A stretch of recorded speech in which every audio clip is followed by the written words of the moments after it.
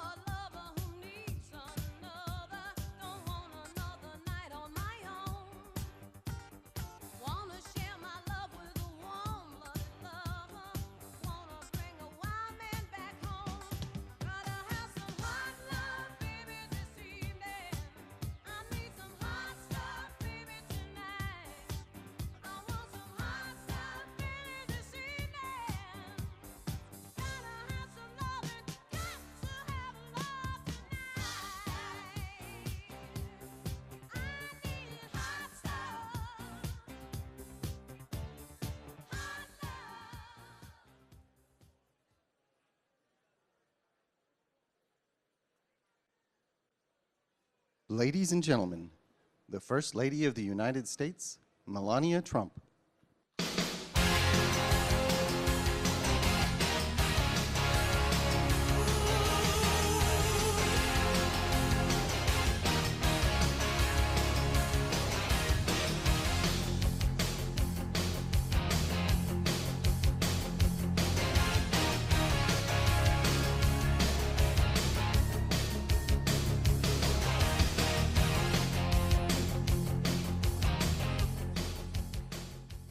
Good afternoon. Hello. And thank you for your warm welcome. The President and I are grateful to be with you, to honor the passion you share through unmatched bravery, resilience, and service to our great nation. Thank you for defending our freedom. It is with immense pleasure for me to address the Fort Bragg and Pope Army Airfield community today.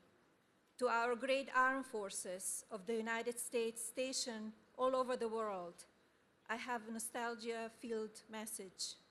Happy Valentine's Day. Love letters have symbolized the union of patriotism and family devotion among our soldiers for 250 years.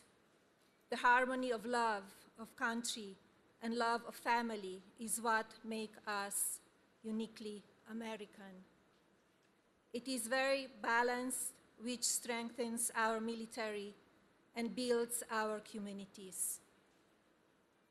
And now, it is my distinct honor to introduce your Commander-in-Chief, our leader who maintains a mission of peace through strength, President Donald J. Trump. And I'm proud to be an American.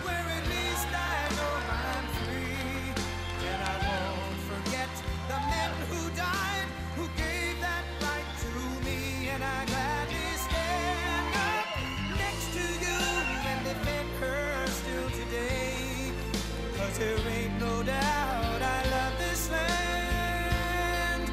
God bless the USA.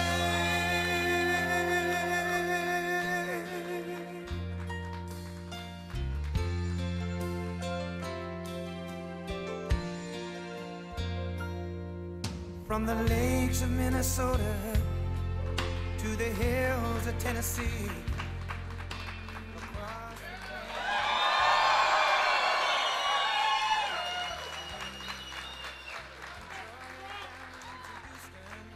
Thank you, everybody. I love that song, I must tell you. I was really referring to the song. They turned it off. That's terrible, but that's all right. Honey, thank you very much. Appreciate it. Please. So we have an amazing group of people before me. Amazing. And very proud of you. Somebody said, I was just watching a little news coming down. They said, oh, it's amazing he can find the time in his busy schedule. Believe me. You're the time. My schedule's not the time. Although we do have a couple of interesting things happen. We just had fantastic reports on inflation, way down. Costs of products, way down. We inherited a mess, total mess, and now it's really coming along. We have the greatest numbers that we've ever had. We're hitting all-time high stock numbers.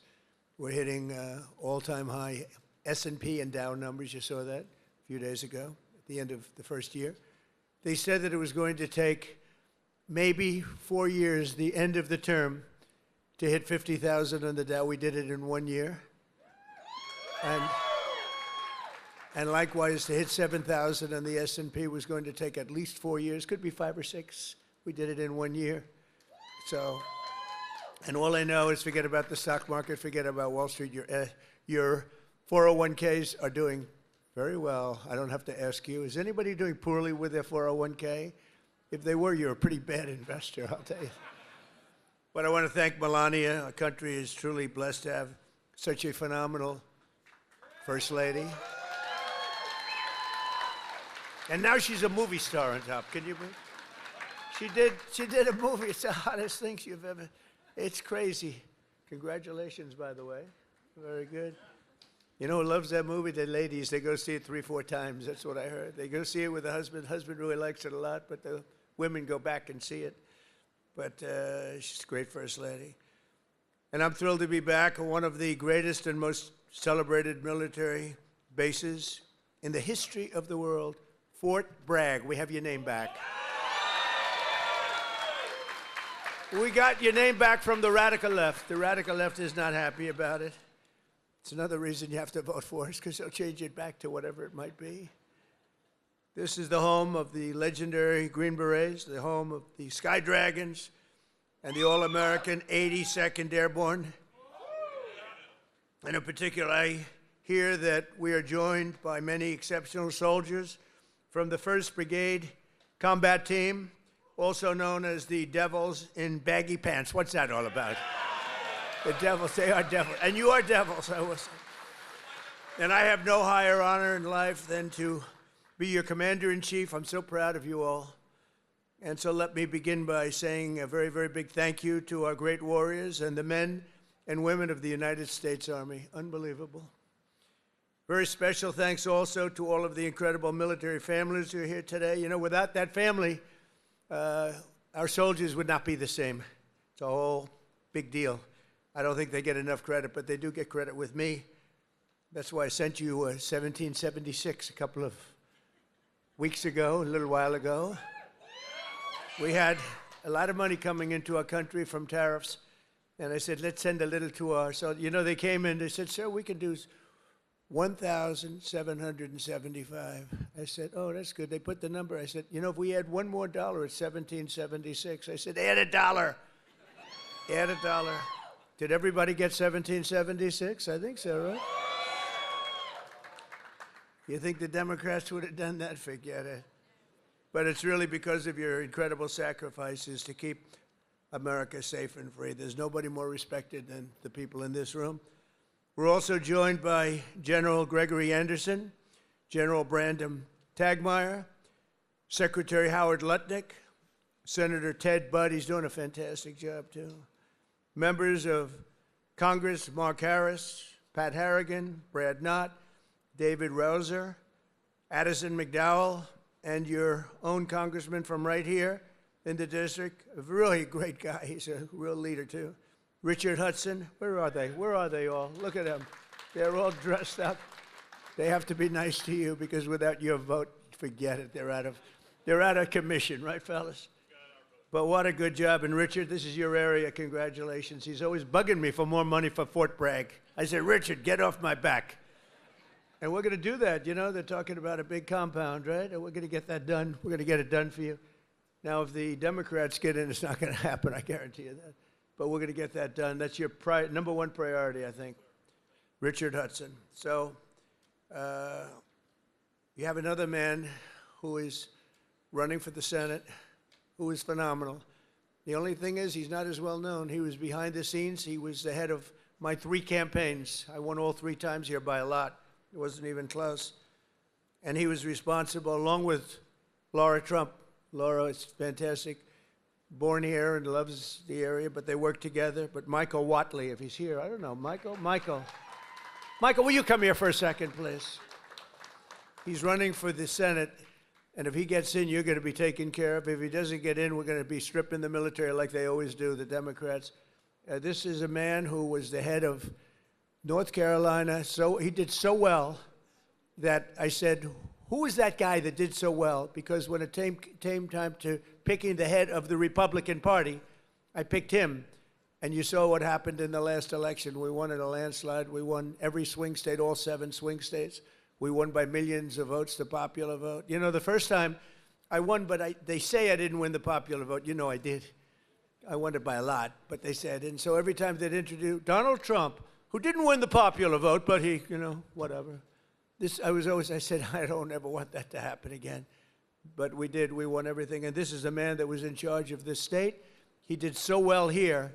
There was nobody else that I even considered to run the RNC. That's the whole country. And we had a big, big victory just recently that you know very well, a victory like they've never seen. So I'd just like you to say a couple of words, Michael. Congratulations.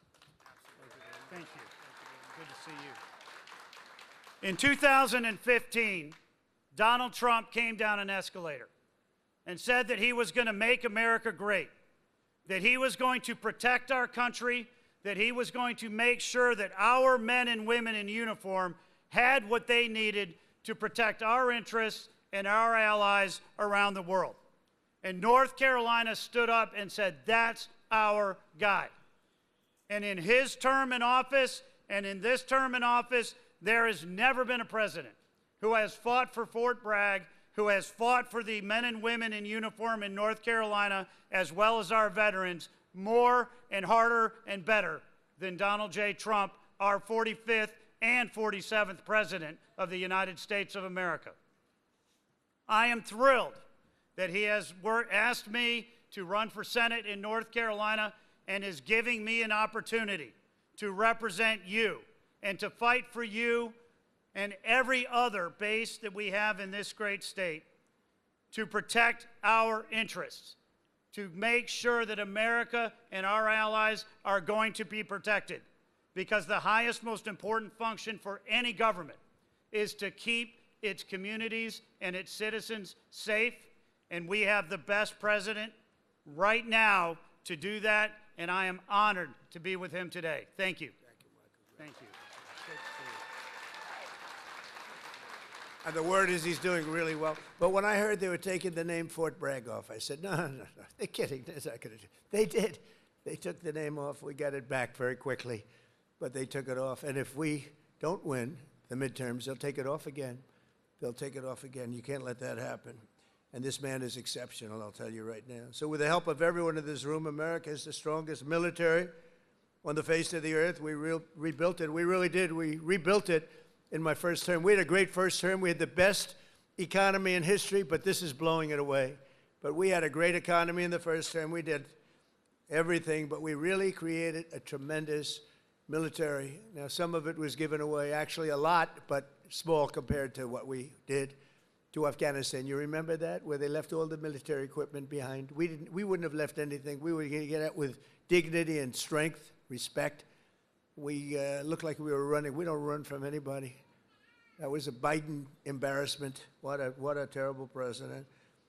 But we came back, and we already have rebuilt our military to stronger than it was even then. And we don't leave equipment behind. We don't leave jets behind. I said, why do you leave those jets behind? Sir, I thought it was cheaper to leave it behind. You know, $150 million plane. All they had to do was put a little jet fuel in there and fly it to wherever they want to fly it. These people were the worst. We can't let it happen again. Our military, if the Democrats get in, will be severely misserved. But we rebuilt it in my first term, and now we're making it stronger and bigger and better than ever before. The recruiting is through the roof. You know that. After years of recruiting shortfalls, as an example, new enlistments have soared to record highs. We had, a year and a half ago, nobody wanted to join the military. They didn't want to join the Army. You know that. It was, like, terrible. They didn't want to join the Army, the Navy, the Air Force, the Marines, the Coast Guard, or my beloved, how about that, Space Force. Do we like Space Force? It's turning out to be very important. But they tried to end that, and actually the military refused to allow that to happen. But you couldn't get people to join. And as soon as we won the election, that election took place on November 5th. From November 5th on, it was like a miracle. Now we have waiting lists for every branch of the military, waiting lists of people to get in. In other words, your jobs are wanted by everybody. And isn't that a better feeling? I'm looking at the smiling faces. We've got a lot of smiling faces. You should be smiling. Last year, the Navy and Air Force and Space Force all surpassed their recruiting goals by 5 months early, and the numbers are through the roof. In fact, it'd be a very good time to expand. You know, it's a good time to expand. But the Army did even better than the others, and you shattered your annual recruitment by almost 5 months and lots of days. But more importantly, the number and the quality of recruit has never been higher. This year, the Army is beating its recruitment goal by 116%. And I'm very proud of that. I was very embarrassed for a period of years as I watched how badly this country was run, standing outside and hearing constantly that we couldn't get people to join our great forces. We ended the scourge of political correctness in our military. We renamed the Department of Defense to the Department of War. Think of it, we won World War I. We won everything. World War II, and everything before, during, and a little bit after, except we fought a little bit differently. We fought to be politically correct. We were a politically correct force with the presidents. But now we have a real force, and you see that with what we did in Iran with the B-2 bombers. A lot of you were involved in that. And what we did recently in Venezuela, nobody ever saw anything like that happen. A Venezuelan general who was on the site, but he moved out fast enough that he lived, because most of them didn't. But he was on the site. He said, we were totally prepared. We saw the planes coming. We saw everything coming. You know, they're a good, strong force. And he said, we got hit like nobody's. They were hit from 17 different directions. They said, there's never been anything like that. It was over in, like, literally a minute. Everybody was running for the hills. And that's what we have. We have the strongest military in the world by far. We have the best equipment. We have the greatest people, soldiers. We brought back merit as the sole consideration for advancement and promotion in our military. We won the Supreme Court case, shockingly in that case. It took courage to come up with that decision. It's based on merit. Now you want to get into a college, it's based on merit. It's not based on anything else. You want to get into the military, you got to have a little muscle. You got to be strong, like these people here. It's like, you're like central casting. I'm looking at all these beautiful-looking people. But you have to be a certain type to do well. And we were taking anybody that wanted to get in because we wanted to be politically correct. No, it's based on merit now. You get into the military based on merit. And other places also based on merit. There might be advantages to other people in other fields. But this is all based on merit. As long as I'm president, we will be the best led, the best trained, the best equipped, the most disciplined, and the most elite fighting force the world has ever seen. That's what we've turned out to be, and everybody knows it. They all know it. Every country knows it. I speak to all of them. They know exactly what they would be up against. Hopefully we'll never have to test them. And because of our strength and because of what we do, we probably won't have to be tested. That's why this year we're investing also $1 trillion in our armed forces, most we've ever spent.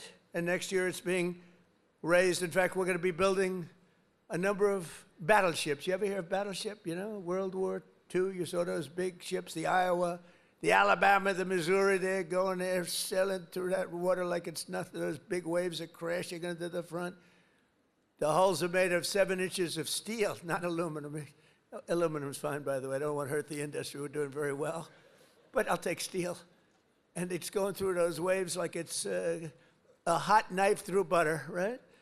And it was incredible. It was a great thing. It was a great act of beauty when you looked at that, the scenes, Victory at Sea. I don't know, has anyone ever seen Victory at Sea? Probably the ones that have would have joined the armed forces when you have, but Victory at Sea. And you looked at those battleships. So now we're building 10 of them, initial order, 10.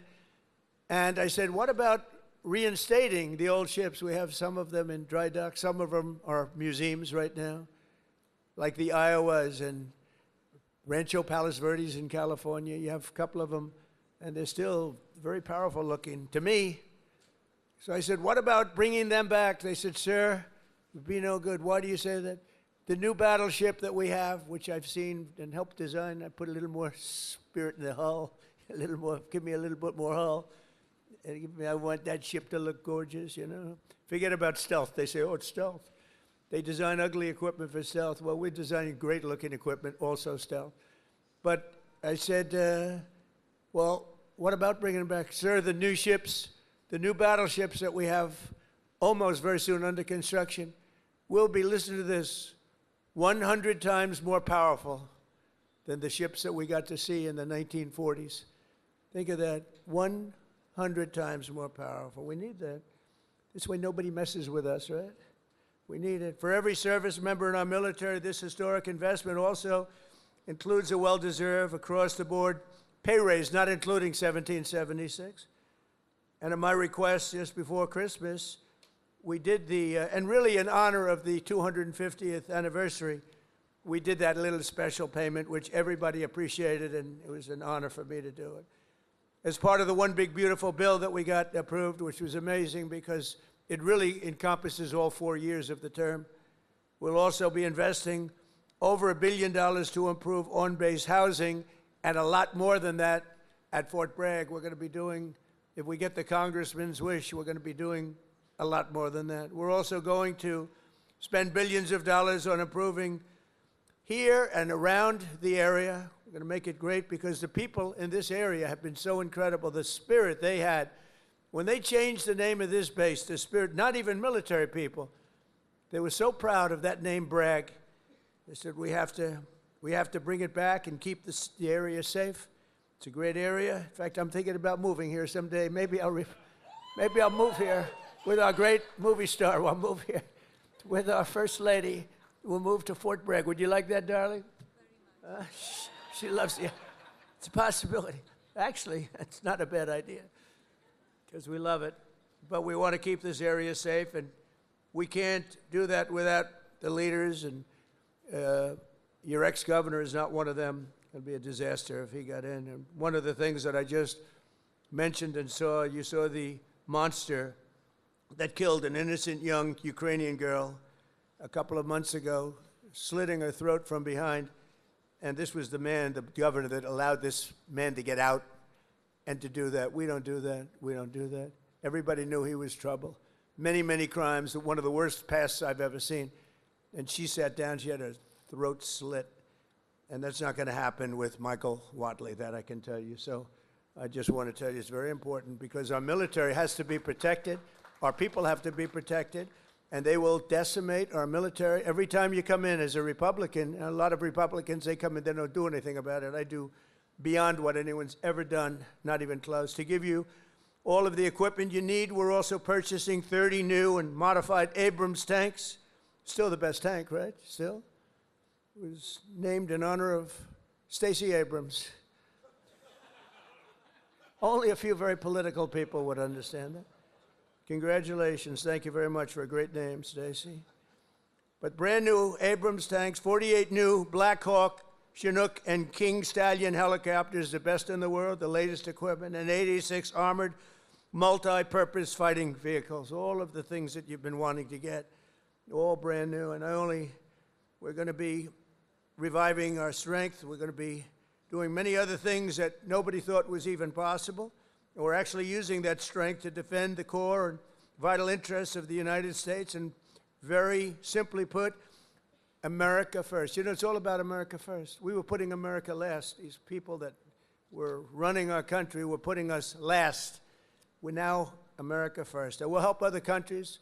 We have a very good relationship with NATO, but NATO took advantage of us for many years. We were paying for almost 100% of NATO. Now they're paying their own bills. I got them to pay. We took them from not paying 2% GDP to paying in full 5% GDP. Big difference, like day and night. With the help of our military, we stopped the invasion on our southern border for 9 straight months. 0 illegal aliens have been admitted into the United States, and that's done by the radical left. Those charts are made up by the radical left, so I can't imagine that they could be wrong, because it seems hard to believe we could have had 0. My friends, these are early supporters. I have so many supporters up here. How the hell did you get into the military base? It's amazing. I'm a little worried about that. Let's check security. But no, I have so many. You know, I have women from North Carolina. It's about 50 or 60 of them. And they followed me all over the place. Where are they? They got to be here. Oh, yeah, there they are. They're great. Oh, there they are. There are sometimes 50. And I don't know what the hell's going on with their husband, because they're, you know, traveling to California. They're all over the place. But they've gone to almost 200 rallies. And it's so great. It's so great. We have Susie Wiles here also, who's the first female chief of staff, and she's done a fantastic job, and she's standing right next to those great patriots from North Carolina. No, they would go all over. It didn't matter where I was. Sometimes I'd see them, like, I made a speech in London. They ended up being, they must be pretty wealthy. That's all I know, because they do a lot of traveling. But thank you very much for being here, and for your support for years, because they were there right at the beginning. 2015, even 2015, before we started.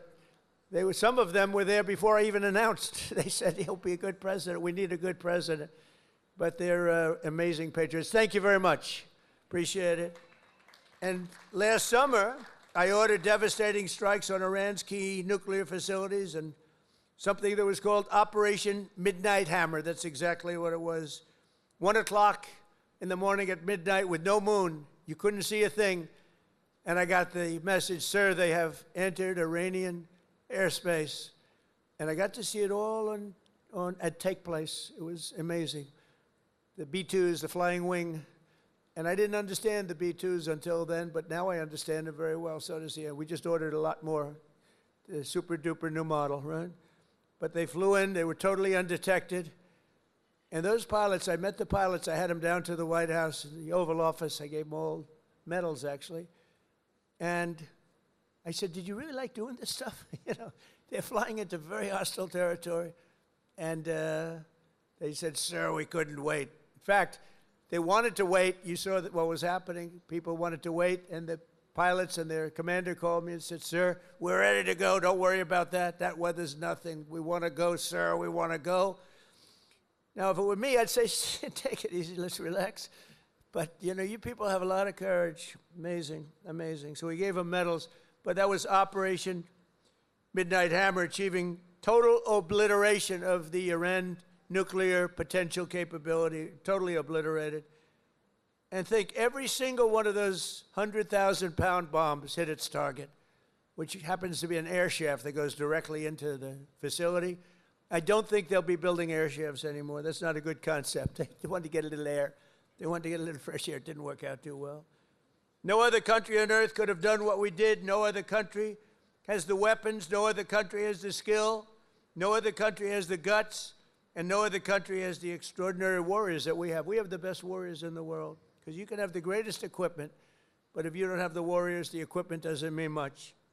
Last month, we proved this truth once again when some of our greatest soldiers, right here, to ever live, frankly, successfully captured the outlaw dictator of Venezuela, Nicolás Maduro, and brought him back to face American justice, where he's now, right now, waiting.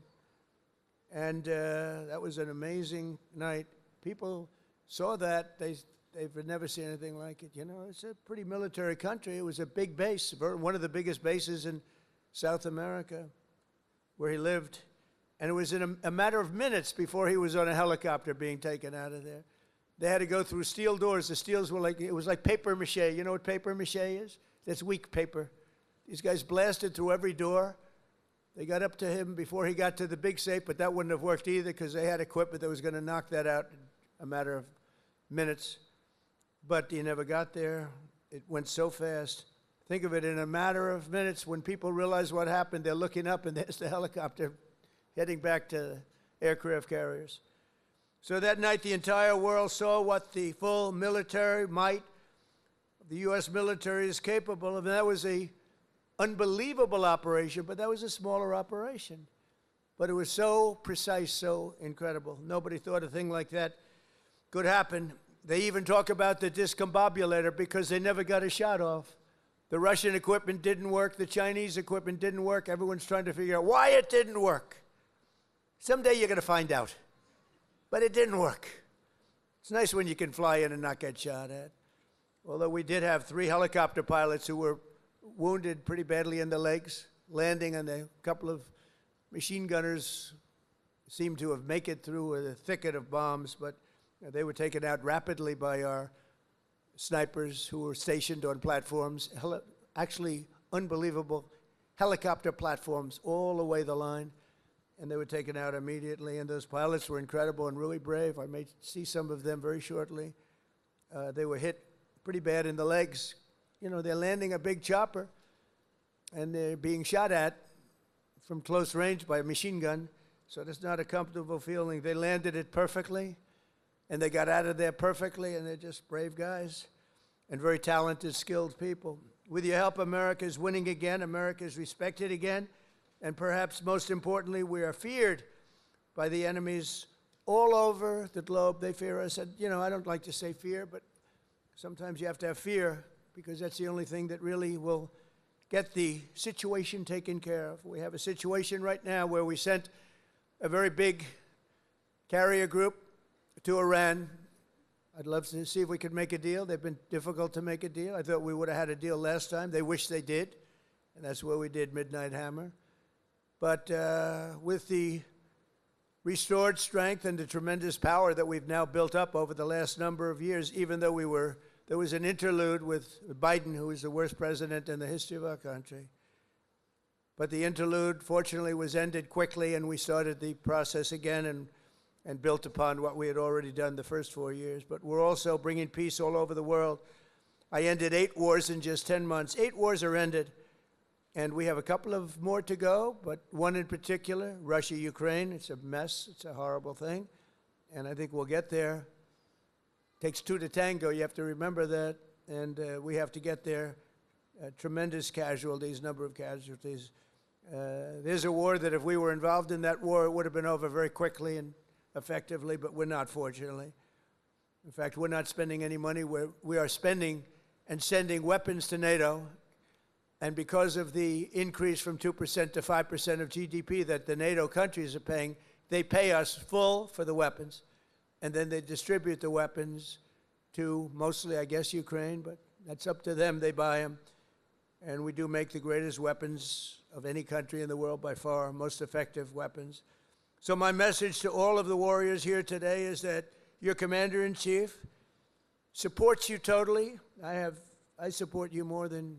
I know you've had a couple of good ones, not that many if you want to know the truth, but we support you more than any of them, and you're going to get out, and when needed, you're going to fight, fight, fight. You're going to win, win, win, and we're going to continue to make our country bigger and better and stronger than ever before, and that's exactly where we are right now. We are the most respected country anywhere in the world, and I say it. The King of Saudi Arabia told me when I was there, he spent $2 trillion.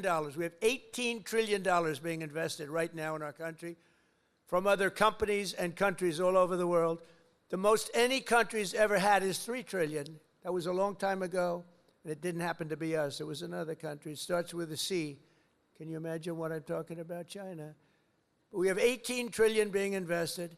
As an example, in the Biden 4 years, they had less than $1 trillion. Think of this, less than $1 trillion over 4 years. We have 18 trillion in 11 months because we haven't gotten the final numbers on the 12th month, so that's only going to go up.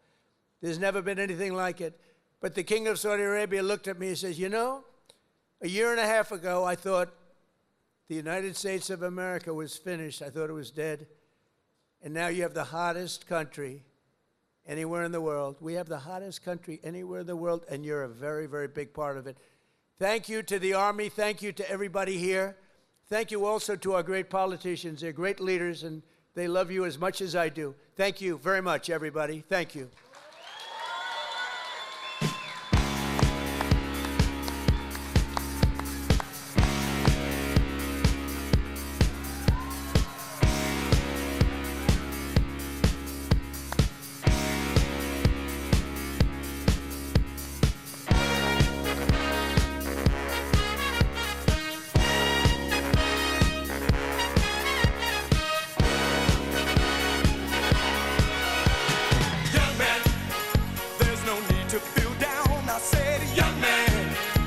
Yourself off the ground. I said, young man, 'cause you're in a new town. There's no need to be unhappy. Young man, there's a place you can go. I said, young